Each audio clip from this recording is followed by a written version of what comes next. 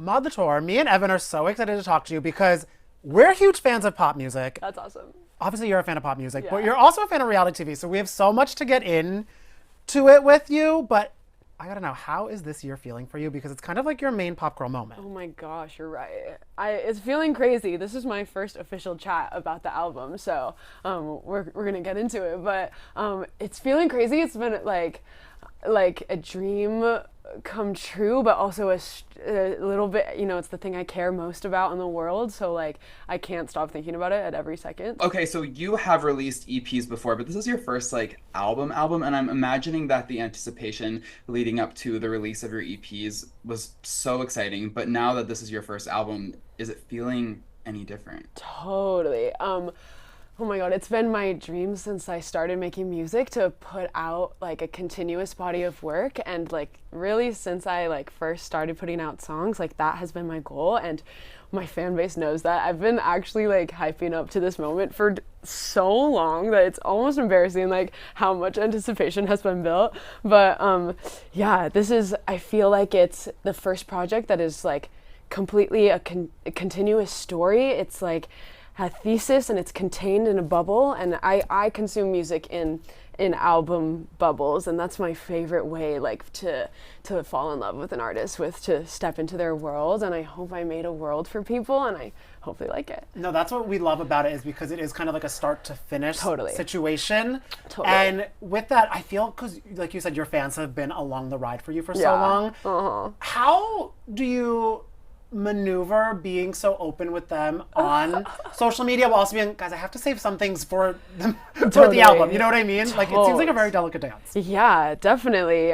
No, I've always had a habit of spilling like way too much online, like just because this project has just merged, has been a continuous line like since my high school like posting days. I've always just spilled like on my story. I do this like thing called Spill, where I make people tell me their secrets, blah blah blah. That's like kind of the whole like mission of the project, to like things that everyone feels like are buried inside, like trying to like be like, no wait, we all feel these things. And so yeah, that's I'm still trying to navigate the line of how much to share. I definitely look to reality stars to be like, you know what, they show everything, they're just vulnerable and the world falls in love with them or doesn't. But so yeah, who is the reality star that's the most inspirational for you? There's so many people that I love. I mean, there's some Bachelor girlies that I'm in love with, like Rachel. I love Rachel, Hannah B. Some Bachelor contestants who have just like, it's a crazy show and that has many issues. But the women, the strong women on there who just like are become your role models. Like I always look up to them. Oh, yeah. I love that you have reality TV role models. Danny and I, of course, have a never-ending list, but we also have a never-ending list of pop girls that we love. Great. Do you have any main sources of pop inspiration? Like, who is your number one girl? Oh my gosh, my number one girl. It's hard to. It's obviously an impossible question. I mean, I love Rihanna. That's like perfect, legend, whatever, legend. I love Ariana. I love Lorde, I love Taylor, I love SZA, Lady Gaga, everyone who does it. You're naming some very iconic Totally ladies in that mix, which is so great. Have you been able, because you said Taylor, have you been able to make it to the Eras Tour? No, I really regret that I didn't drop the 900 on it. Like, looking back, it was a mistake. Like, it seemed so unreasonable at the time, but I messed up. Like, I should have been there. Did you? I did, yes, but... And was it incredible? It was incredible. Yeah. I got, like, I didn't have Ticketmaster issues, which I don't know how. Oh. I was one of 5 people. Oh, amazing. To have a normal situation, but it is just so amazing. But because of all those girls are so incredible, now you're in LA, you're working on the first album. Have you been able to, like, meet any of your idols? Let's see. Have I met any of my idols? Great question. Like, honestly, not really. Like, would you want to? Because it's like an exciting thing, but also you're kind of like, well, how will I act? I'm down to. I have a new promise to myself where I actually have to like go up to the person. I try to give people their space when I walk past them, but no, I need to like be that girl and say hi, how are you? and start a conversation. But I've met some people who are around my size who are making like more alternative music that I love. So it's cool to have friends in music. That's kind of why I moved there, because all of my friends have been from college and high school, and they're all like doing normal things, and that's so grounding too. So I'm so grateful to have them as well. But yeah. Well, I love that you're able to now form connections with, I guess we'll call it the alt pop community out here in LA. Yeah. What have been some of the friendships you've been able to develop? Anyone that you've met that you're able to bond with over this shared experience of navigating being a pop star in 2024? Totally. Well, I don't have that many friends, but one of my new friends is named Hope Tala. She makes like awesome music, and she's a beautiful singer. There's a band called The Army, The Navy that I just became friends with, and they're awesome. We just instantly clicked. But yeah, I don't. Those are my only friends. Shoot. Hey, that's a group chat. And now you got us. Yeah, and now us. Yes. Yeah, exactly. Well, someone who I feel if you're not super close with now, you will be at the end of this year, Fletcher, because you're opening. So true. Wait, yeah, she's the main pop girlie I just met. Of course. You guys were just performing together. How is because like this year you not only have your first album coming out, but like opening up for her, who she's having such a moment too, on a really, because obviously you've been playing shows for so long, like giant festivals, but like I feel like tour schedule hits different. Totally. Are you excited for the well, how are we preparing for the I'm so excited. I've never opened for someone before, so this is going to be a new like type of show completely. I've only done like my headlining tours, and like everyone, my fan base is so cultish and like dense, small but mighty. So they know the words. Like we're in this little like club together. It's very crazy. So I played a show with Fletcher yesterday, and like it was different, like trying to win the crowd over and trying to like get people, get people to jump and do crazy things and repeat after me. And they were like, "Who's this girl? Like we don't want to jump for you." But I bet they were jumping. What? They were jumping. I had to work them. And I hope by the tour, like, I'll learn how to make them jump. What songs or moments did you see the Fletcher fans connecting with? Because even though it's a little intimidating, it's probably also very fun to see new people experiencing your music for the first time, and you're like, oh wait, so like my cult really likes this, but the Fletcher girls really like that. Such a good question. Oh, how did you know? Yeah, I played some of the new songs that I have the singles off the album for the first time. So I played Cursed Romantics for the first time, and that was the best song of the set for sure. And like no one in the crowd knew it. It was blank slate for the whole room, and it went so hard, which is crazy because I think of like One More Weekend, some of my bigger songs, I'm like, okay, those are the ones where the crowd will move, and suddenly Cursed Romantics out of nowhere, everyone was jumping, and like it felt really special. So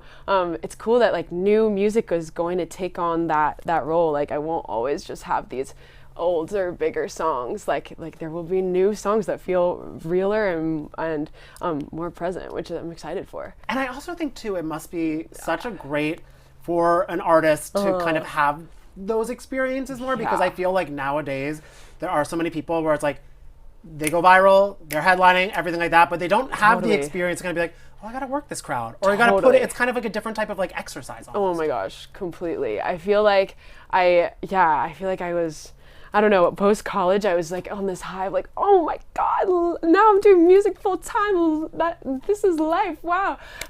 And then like over the past I'm 2 years out of college now, and my whole brand was really like student pop star, let's go. And me hitting the real world, it has just been a wild ride of 2 years. The way you have to feed your soul to be fulfilled in a way, you have to actively prioritize like nurturing your passions and your reasons, your spirit. And like in college, I was a philosophy major. I was just like a sponge, taking in new information and like friendships and people and curiosity. But that's things you need to put effort into being an adult. Like, oh my God, I never knew why people said it was so hard. But it's literally crazy. So these 2 years of making this album and like being here now, it's been totally rebuilding. Like, damn, why do I do this? And like, what do I sing about? And who am I when my passions aren't served to me on like a syllabus? Like, so yeah, life is crazy.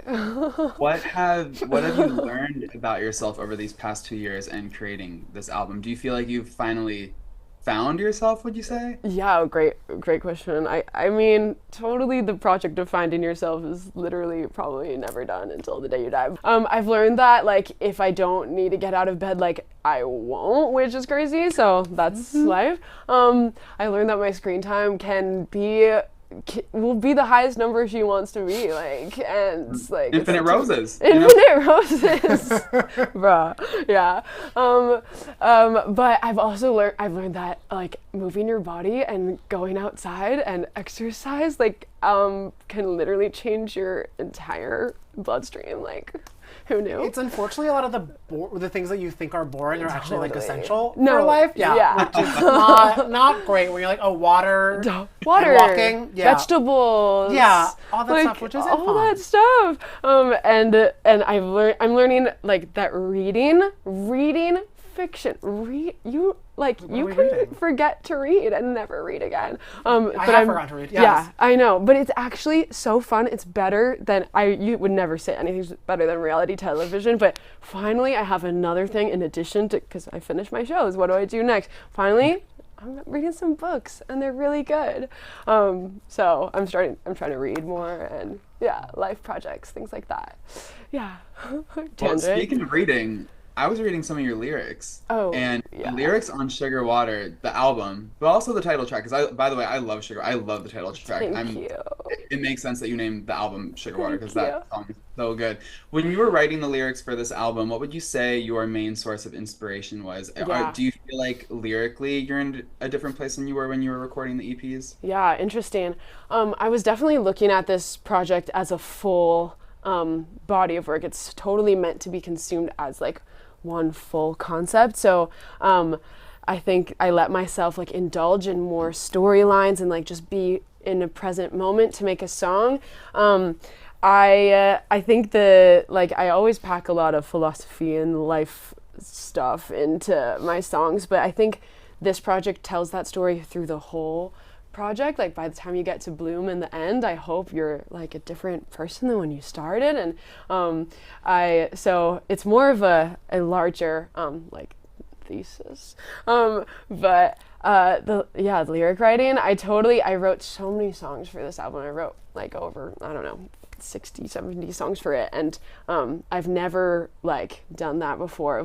Usually when I was in school making music, like, every song that I made would come out, and for the first time there are so many songs that aren't coming out, and narrowing it down to this body of work, like, it was, oh my God, you should see how I went, honestly mad. Like, I reached madness for sure in doing it. In a perfect world, would we be getting, like, a deluxe version after the fact? Totally. With some fun?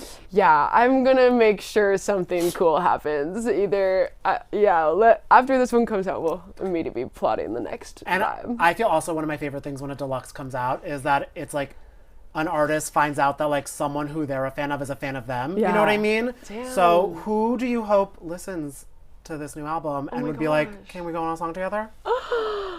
I didn't even know that could happen. I think it does. Oh my God. I mean, Charlie XCX. I want Kesha to come on one of my songs. Yes. That would be awesome. I feel everybody would want that. I feel like everyone would want that. Would love Chapel Roan. You're so invited, Queen. I hope she comes. I hope she listens to it. I'm so curious. I can't wait. Once it's out, like, I'm sure it'll take on a whole new life. It won't be mine anymore. So, we'll see. All the women that you're naming certainly do it for the gays. Totally. And we're here in Pride Month. Totally. I'm just curious. I feel like a big part of your fandom is gay boys and the queer community. How would you describe the connection you have with the LGBTQIA plus community and the way that they consume your music specifically? Because I feel like we are the most ardent supporters of pop music. Very true. The tastemakers, whoa, totally. I mean, I've been a bi girly since I was in my all girls high school, and I was like, what is this feeling? What the fuck?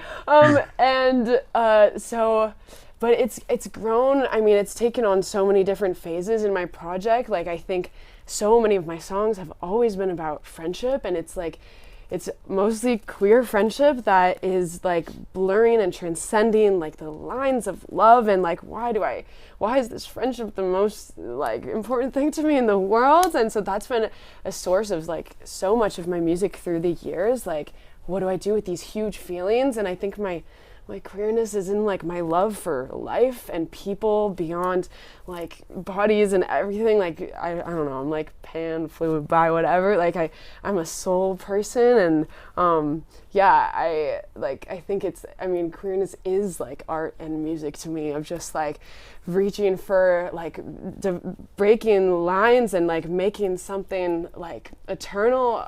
It's all like connected, and yeah. And because you said since your high school you were able to realize that you were bi. Yeah. But I feel it is also a thing where you kind of, it takes time to like Totally. develop and understand. Are there any songs that you wrote when you were younger that you look back and you're like, oh, I was gay? Like, you know what I mean? That you're like, what is that? Oh my God. I mean, I was just like obsessed with writing about these like friendships, like, and I'm like, wow, we're like, you're the only person that mattered, and realizing like, oh, these are romantic relations. Like, whoa, this is confusing. You already know. Literally, and it was dramatic. Like, it took me, like, these 2 years post-college of, like, realizing, like, oh, I actually don't know that my friendships should be as blurry as my loves. And I actually, like, maybe, like, getting the most out of friendship and having beautiful boundaries in friendship allows you to, like, be truly friends with someone, and really like being in love with someone allows you to be truly in love. You're not friends, like, and so yeah, I've learned that the hard way for sure, as we all have. Like, so the early 20s are for. Yeah, it's such an exciting time for you to be releasing your album, obviously because it is Pride Month, but also because I feel like queer artists are thriving more than they ever have before in pop music. Like Sam Smith and Kim Petras, and now you're sort of entering this club. What advice would you give other queer artists who are trying to break into the industry right now? Because, you know, I'm just thinking of Kim Petras, for example. She said at the very start of her career, like almost 10 years ago, it was very tough for people to take her seriously when she mentioned that she was trans, and now it's celebrated. And she has a Grammy, so much progress has been made. If there's anyone out there who is queer looking to become a musician and they're a little scared, what would you tell them? Totally. Oh my gosh. Wow.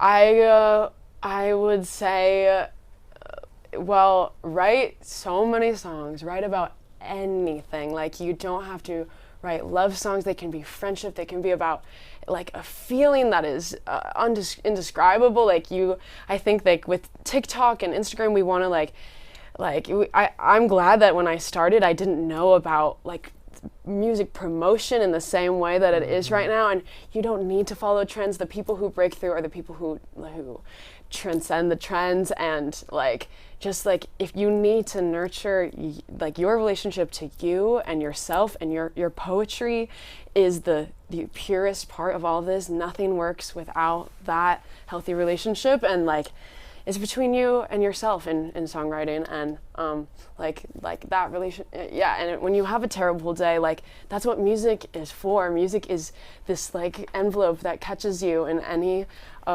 moment. Like, that's the like magical thing about it, that it's literally, it's there for you. And like, when you at your lowest low and your highest high, it's always the same 12 notes are always there. And like, so I don't know, like, let music be your friend and turn to it. It's the most powerful thing in the world. Yeah, I love that, because you can always turn to music, Yeah. just like you can always turn to reality TV. exactly. And I know you have a list. I don't know what's on this list. I'm very curious to see what reality TV stuff you're talking about. But who I was thinking of for a while, because you said you're obsessed with Rachel Lindsay. Yeah. Now you're in LA. Yeah. She's in LA. Wait, we can hang out? Yes, and now she's like, well, she's going through a divorce, so she might need your music help. Yes! Yeah, she and Brian called it off. Wait, that's so sad. I know, and they have the dog. Material for the next record. Yeah, it's called Rachel and Brian. Oh my God, wait. That's okay. Well, finding out on live television. Wow. But okay, yeah, I'll be there for her, whatever she needs. Well, What was the question? I was wondering how you when you thought about that, but this is the breaking news for I know because everyone thought they were kind of like totally the realist, end game totally together and everything like that. But I mean, she is in LA, so you guys. Okay, can, yeah, and she's killing bit. it with her show, like everything. Yeah. Oh my God, that is so. Are there other disappointing. celeb couples that you root for now that I mean, obviously now that there's room for some more. Totally. I mean, I guess when we crunch the numbers, we do see that they are all broken up. Like which for a moment you don't think is true, but I guess it is. It reminds me. I mean, there's a lot of shows I love. I'm prepared with my selections of shows. So I got Too Hot to Handle to chat about. I got Love is Blind, Ultimatum, Queer Ultimatum. Love Island, Bachelor. Take your pick for real. But. I'm a massive Love Island person. Who are your favorite Love Island contestants? Yeah, I mean, another breakup, Davide and Ekin-Su. They're broken up, right? Yeah, they broke up. I thought they were a perfect match. But do you know what? Do you know who's giving me hope? Is Tommy and Molly Mae from season 5. I can't believe they're still together. They're defying odds. I can't believe. When you think about the way they started and the way that Maura Higgins tried to totally mess with her, and then now Maura's a Molly queen, and Maura are like best friends. Yeah. Wait, they're best friends?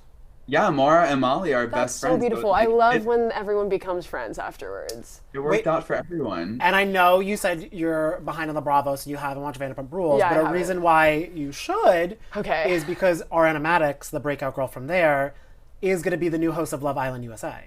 Oh my God. Okay, great. So you'll be introduced to her. Okay, cool. I'll get on it. Honestly, I'll get on it stat. By album 2, like, I'll be caught up. Yeah, no, you'll be caught up. And also because, like, she just went through a very intense breakup and everything like that. So a lot of these reality stars need your help, Maude. No, they do. And I have supplies for them. I have EPs and albums for them to go. Speaking of that, I have a song called Reality Television. Yes. And it's about turning into reality television when you're anxious. It's about what are the words? Reality television. When I come to you, I know who I am. Reality television. It's just about it's a little bit my anxiety song of just like, oh, this is some little bubble that like makes me feel human again. What was the reality show that got you so hooked that you have a song about? It was probably like I wrote it during a Too Hot to Handle binge summer for sure. But like I'll take most anything. Selling Sunset as well. I mean, in fact, I also have a lyric from in Too Hot to Handle. I have a song called Trees, and there's this lyric in it that says, I'm forever changed by you. And that was a conversation. That line is inspired by a conversation on Too Hot to Handle between Marvin and Melinda. Do you remember them? I don't know. Yes. And they're like saying how much they mean to each other, and they're like tearing up. It's like the tearing moment of the show, and they're like, and all I know is that like I'm forever changed by you. And I was like, like, knife to the heart, and immediately wrote the song Trees, which is about my grandmother, but like I was like, wait, that is love when you I've been changed for good, like, so that, inspiration is everywhere. Love that it's about grandma, but also Marvin. Exactly. Do Marvin and Melinda know that they were source material that reached out? I love that you guys think I'm like in with the people. I have no blue check friends. I really don't. It's just me and my homies. But I can try. I do slide into DMs. I could slide into and try to tell them. I give, whenever I see one of my pop girlies in crisis, I give them encouraging messages. I'm like, who have we been giving encouraging messages to? Once SZA was sad about like people being angry about like Good Days, which version she released, and I sent her all these paragraphs. I was just like, SZA, like, you trust your heart, they will catch on, like, it's like, and of course she's never responded, but I just like, whenever they're sad, I need them to know. I mean, that's what my fans do for me. So I'm a fangirl for sure. Oh my God. That is so sweet. If there are any new Maude fans out there and they're just getting to know you via Sugar Water, what would you say is the first song they should listen to? What's your favorite song from on this album? Yeah. Oh my gosh. Whoa. I mean, I think Sugar Water, the title track, is like the freakiest of the world. Like it is. Hopefully, there's something for everyone on this project. It's supposed to reference like all of my musical tastes and passions. So like there's some 2012 pop, Cursed Romantics, Marina and the Diamonds tribute vibe. I like there's of course Lorde influence. There, I don't know. There's all of my people. Like I don't know. Even Lou Reed. Like everyone I love is in this project. So which song would I tell them to listen to? Gosh, maybe like Come Down or like Bloom is my favorite. I don't know if people are gonna understand it, but I mean they'll understand it. It's an if the you real know, you ones. know. It's an if you know, you know. When I just like spit poetry or just chat over the beat, you know, gotta do that. But yeah, Sugar Water, Come Down, Cosmic Superstar Girl. I feel like is my like day one. People are gonna like be there for that one. Yeah. Well, from the day ones to the people that just find you out when it comes out, I know they are gonna love it so much because it is so good. So congratulations on it. And thank you for stopping by. Thank you so much. Congrats. It was so fun chatting. Yes. So fun. Bye, guys. See you for album 2.